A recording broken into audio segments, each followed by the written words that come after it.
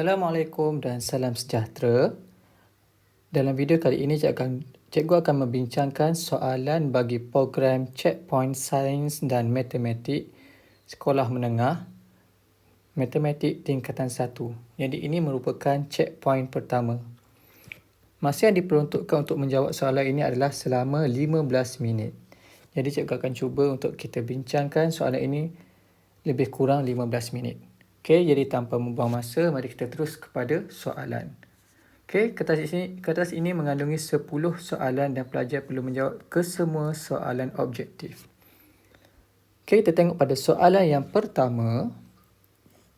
Okey, apakah nilai Q?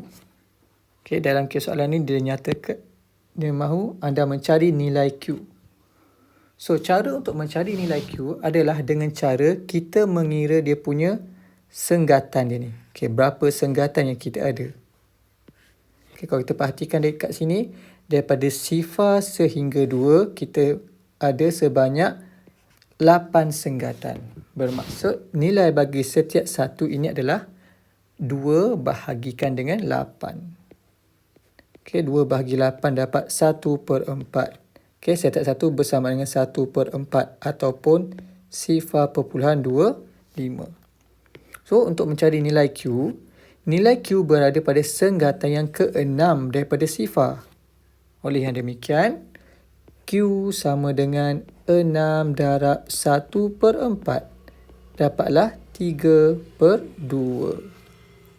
Okey, jawapan dia adalah C. Ataupun kaedah lain kita boleh buat adalah dengan cara 2 tolak untuk dapat Q. So, sehingga ke sini kita ada 2 senggatan. Bermaksud juga Q sama dengan 2 tolak 2 kali senggatan darab dengan 1/4. Dapatlah 3/2. Okey, 2 kaedah yang memberi nilai yang sama. Soalan yang kedua. Sebuah kotak mengandungi 48 biji bola merah, biru dan kuning. Bilangan bola merah ialah separuh daripada jumlah bilangan bola.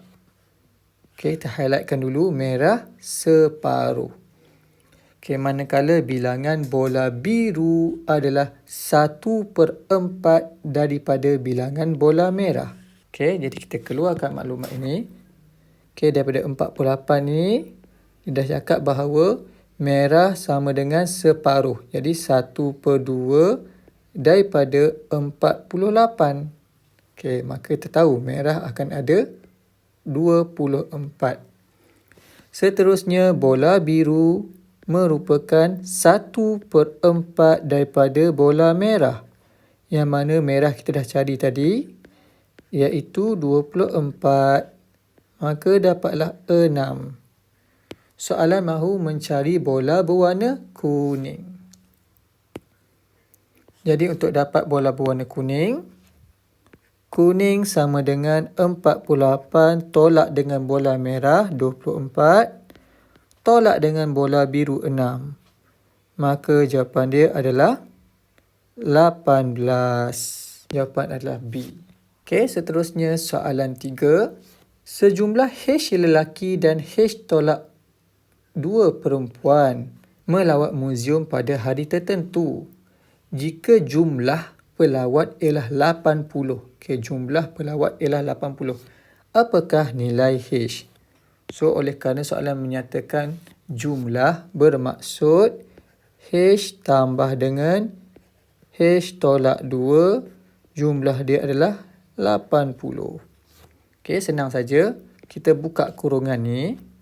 Okey, bila buka kurungan akan jadi H tambah H tolak 2 sama dengan 80. Okey, kita selesaikan sebutan yang serupa. Okey, cikgu buat satu persatu langkah dia. 2H tolak 2 sama dengan 80. 2H sama dengan, okey, negatif 2 pindah ke kanan. Jadi 80 tambah 2. Okey, 2H sama dengan 82. Jadi nak dapat nilai H, bahagikan 2. Maka dapatlah H sama dengan 82 bahagi 2, 41. Jadi jawapan dia adalah D. Seterusnya, tengok pada soalan yang ketiga. Soalan yang keempat. Amran membayar sebanyak RM102 bagi mendapatkan 2M helai baju dan 3N pasang kasut. Okay, maksud dia kat sini, harga bagi 2M baju dan 3N kasut adalah RM102. Apakah harga seunit N jika harga seunit M adalah RM22.50? Jadi daripada maklumat pertama, kita tukarkan dia ke dalam matematik, penyertaan matematik, maka kita akan dapat 2M tambah 3N sama dengan 102. Dan ayat yang kedua pula nyatakan bahawa M sama dengan RM22.50. Jadi kita gantikan M dengan RM22.50, bermaksud 2 darab dengan RM22.50 tambah 3N sama dengan 102. Okey, mari kita selesaikan. Okey, 2 darab RM22.50 adalah RM45. 45 tambah 3N sama dengan 102. Okey, seterusnya 45 pindah ke kanan, jadi tolak. 3N sama dengan 102 tolak 45. 3N sama dengan 102 tolak 45, dapatlah 57. Okey, kita nak cari seunit N. Jadi nak dapat nilai N, bahagikan dengan 3. Okey, 57 bahagi 3. Jadi akan dapat 19. Okey, maka jawapan dia adalah B, RM19. Okey, seterusnya soalan yang kelima.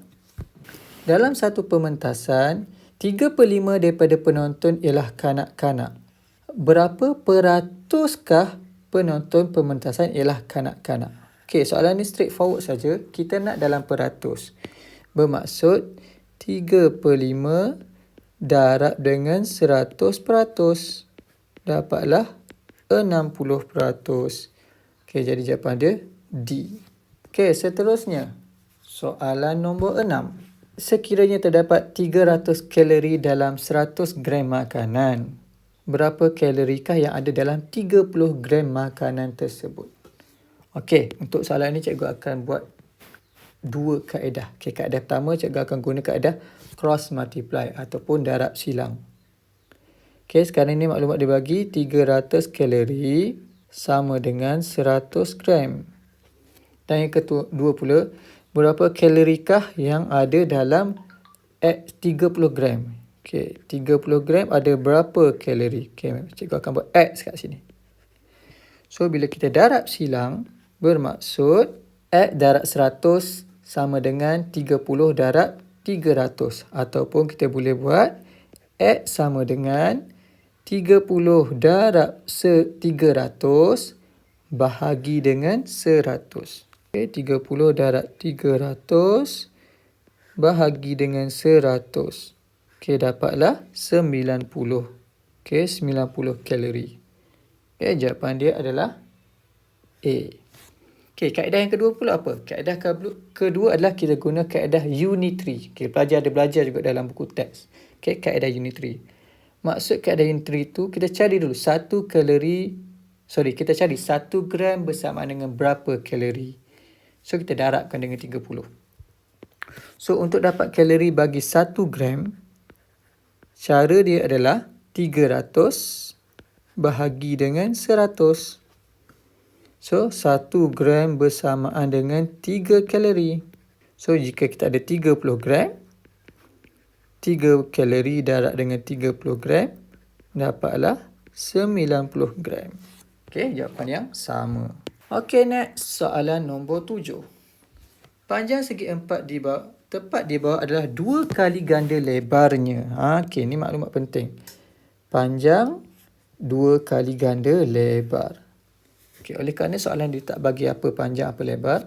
Okey, berapakah nisbah lebar kepada perimeter? Kita nak nisbah lebar kepada perimeter.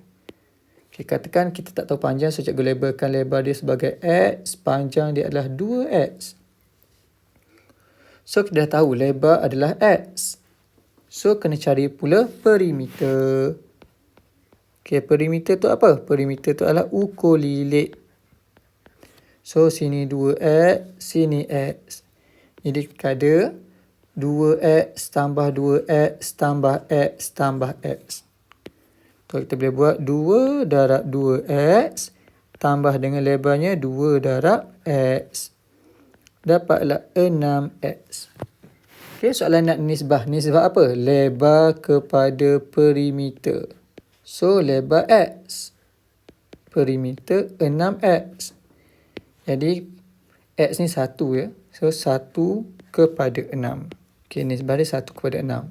Okay, oleh kerana jawapan minta anda beri dalam bentuk pecahan, sama juga jawapannya kita boleh bagi sebagai 1/6. Okay, 1/6. Okay, seterusnya soalan nombor 8. Nisbah murid perempuan kepada lelaki ialah 6 kepada 7. Perempuan kepada lelaki 6 kepada 7.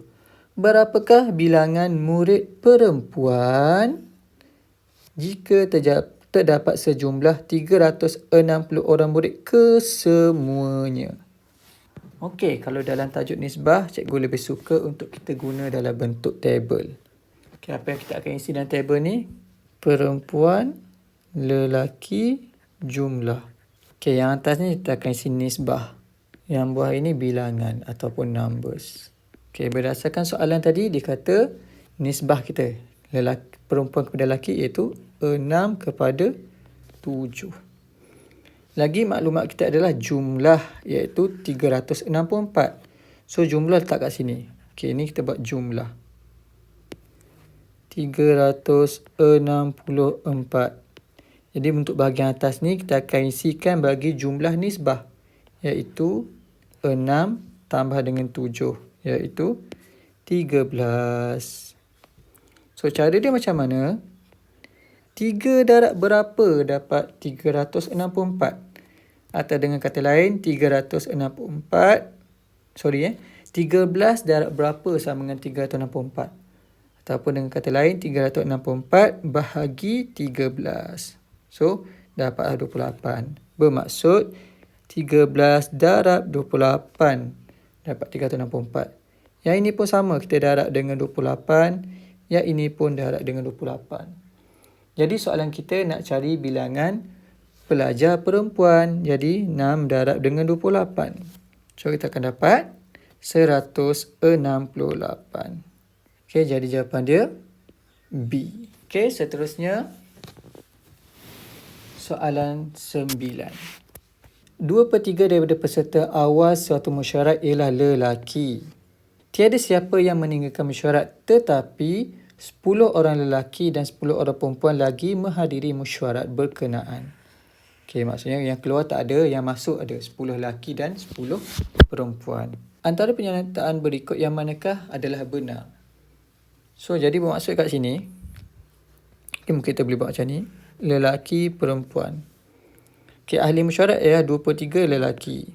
Bermaksud 1/3 adalah perempuan. Okey, selepas tu dia kata 10 orang lagi masuk. Lelaki 10 orang masuk, perempuan pun 10 orang masuk. Jadi, okay, kita perhatikan dekat sini, ayat yang pertama, terdapat lebih ramai lelaki berbanding perempuan. Okay, betul ke? Okay, betul lah. Sebab apa? Lelaki ada 2/3, perempuan 1/3. Kita abaikan yang masuk ni sebab jumlah yang masuk adalah sama. Okay, A yang betul. Kita tak apa, kita cek dua yang lain. B, terdapat sama banyak bilangan lelaki dan bilangan perempuan dalam mesyuarat. Okay, yang ni salah. Okay, mana sama kan? Sebabnya lelaki yang asal tu pun dah 2/3. Terdapat lebih ramai perempuan berbanding lelaki. Salah juga. Sebab apa? Perempuan hanya 1/3 yang asal. 1/3 tambah 10. Tapi lelaki 2/3 tambah 10. D, daripada maklumat yang diberikan tidak dapat diketahui. Okey, memang kita tak dapat ketahui jumlah sebenar. Okay, mula kita ulang balik. Daripada maklumat yang diberikan, tidak dapat diketahui sama ada terdapat lebih ramai perempuan atau lelaki. Okay. Memang kita tak dapat tahu jumlah sebenar, tapi kita tahu bahawa lelaki lebih ramai daripada perempuan. So, jawapan kita adalah A. Okay, soalan yang terakhir. Marina dan Daniel masing-masing mempunyai 45 buah buku. Sekiranya 45 daripada buku Marlina dan 2/3 daripada buku Daniel ialah novel, berapakah bilangan novel Marlina melebihi Daniel? Oleh itu, kita cari dulu. Marlina ada berapa novel, Daniel ada berapa novel. Okay, untuk Marlina, dia ada 45 novel. So, 45 darab 45 dapatlah 36 novel. Untuk Daniel, Daniel ada 2/3. So, 2/3 darabkan dengan 45. Daniel ada 30 novel. Soalan dia kata bilangan novel Marlina melebihi Daniel. So, cara dia adalah 36 tolak dengan 30. So, Marlina ada 6 biji novel melebihi Daniel. Jadi jawapan dia adalah C. Okey, jadi kita telah selesai membincangkan 10 soalan bagi checkpoint 1, CP1 bagi tingkatan 1. So, cikgu hanya menggunakan bahan bahasa Melayu saja. Sekiranya pelajar menjawab dalam bahasa Inggeris, kaedahnya tetap sama. Cuma pemahaman soalan saya dalam bahasa Inggeris. So, sehingga kita akan berjumpa lagi dalam checkpoint 2 dan seterusnya. Okey, Assalamualaikum warahmatullahi wabarakatuh dan berjumpa lagi.